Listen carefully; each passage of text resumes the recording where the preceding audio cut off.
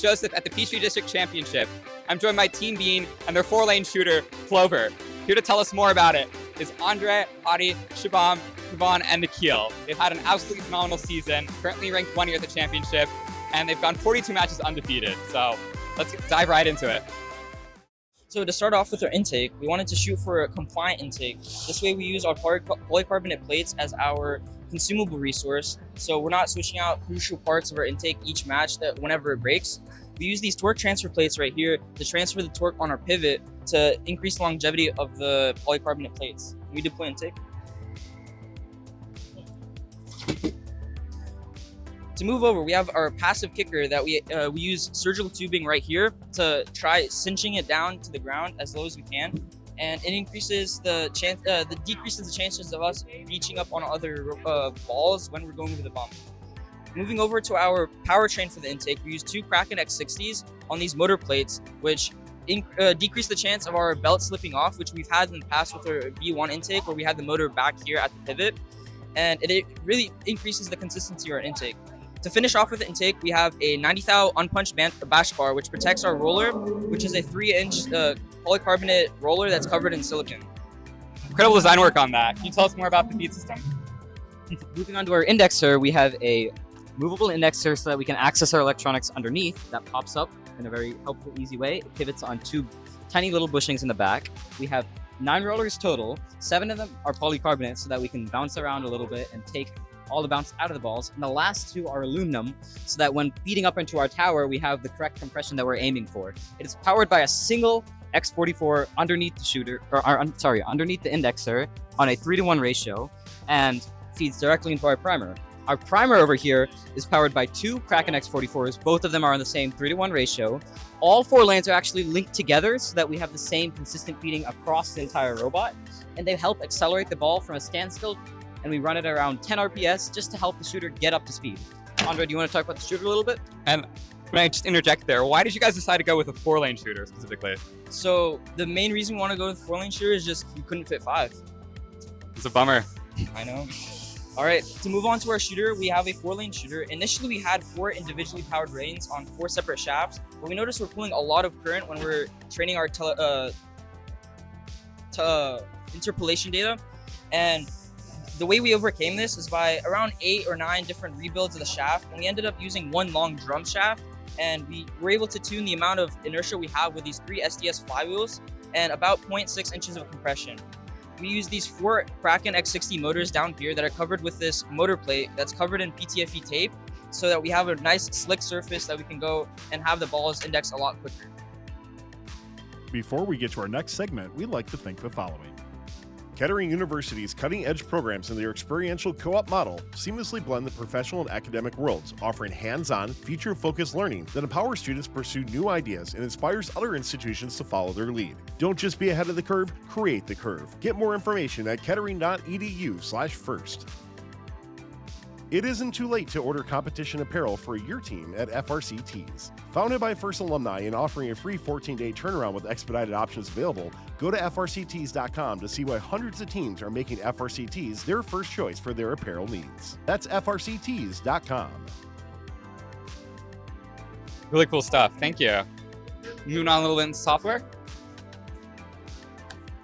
So as Andre here was talking about, initially we had 4 different lanes right here, so they would all be individually powered by a Kraken X60, but then we eventually rebuilt to this kind of drum shooter.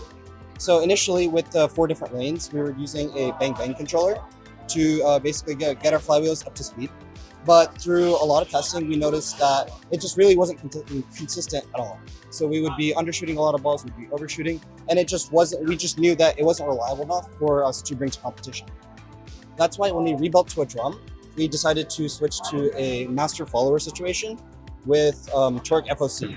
So this has allowed us to get a lot more consistent feeding and shooting throughout our shooter, and has allowed us to increase our accuracy of our shooter by a lot.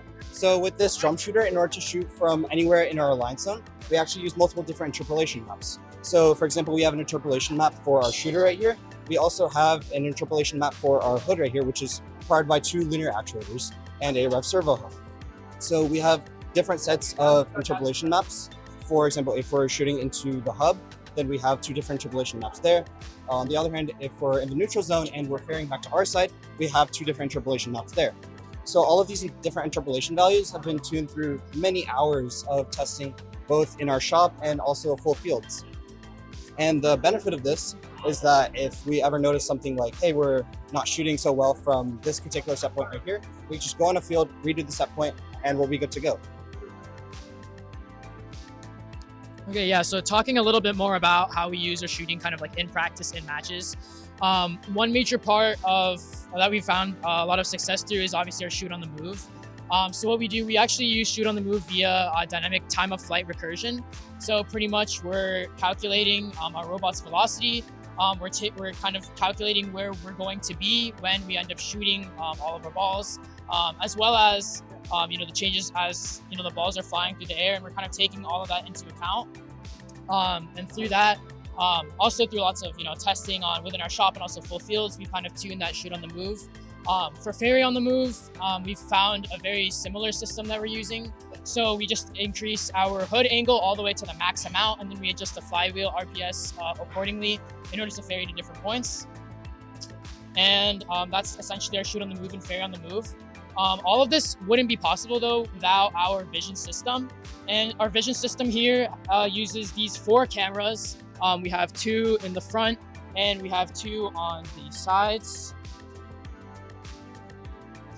And so one thing we noticed about this game is that obviously the hub has lots of tags on it. And so we wanted to make our multi-tag as robust and strong as possible. But we also noticed that in things like Auton, when we would be going under the trench, the only tag that we would be able to primarily look at would be the trench tag. So we also focused a lot on single tag, and we made sure that both were strong and that we would be able to use both at whatever time would be needed. That way we're always getting a pretty robust and reliable pose for our vision. That sort of brings us over to our dashboard. So in our dashboard, we have 3 separate sections. One for teleop, it shows all of our teleop stuff, like our localization mode, whether we're overfilled, our flywheel compensation, which we'll get into later, match time until our shift changes, all that cool stuff.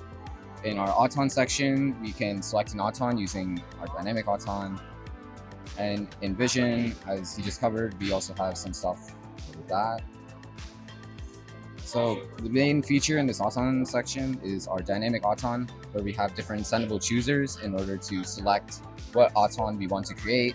So it's really just connecting a bunch of different paths, and yeah, so we can run a top OP sideways beam safe Auton. We can change it to just be OP. We can change it to be citrus, whatever we want in any match as soon as we want.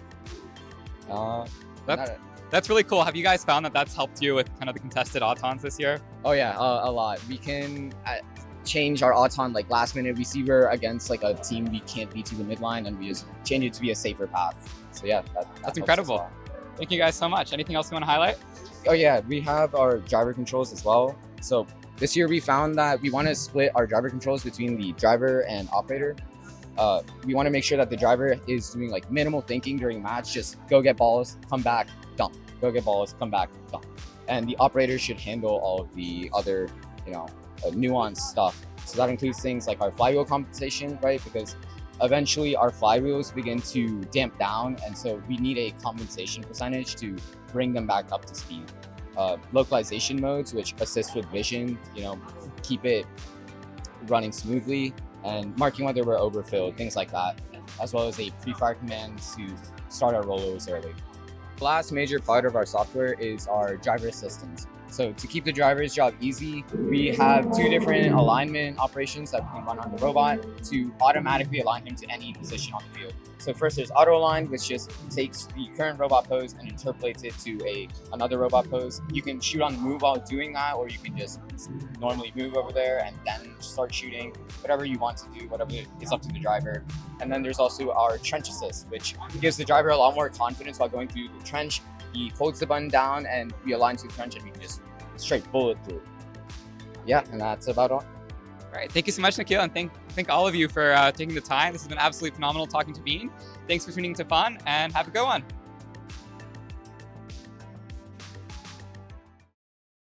Thanks for watching. Don't forget to like, subscribe, and click the bell to stay up to date on future fun videos. It isn't too late to order competition apparel for your team at FRC Tees. Founded by FIRST alumni and offering a free 14-day turnaround with expedited options available, go to frctees.com to see why hundreds of teams are making FRC Tees their first choice for their apparel needs. That's frctees.com. Kettering University's cutting-edge programs and their experiential co-op model seamlessly blend the professional and academic worlds, offering hands-on, future-focused learning that empowers students to pursue new ideas and inspires other institutions to follow their lead. Don't just be ahead of the curve, create the curve. Get more information at kettering.edu/first.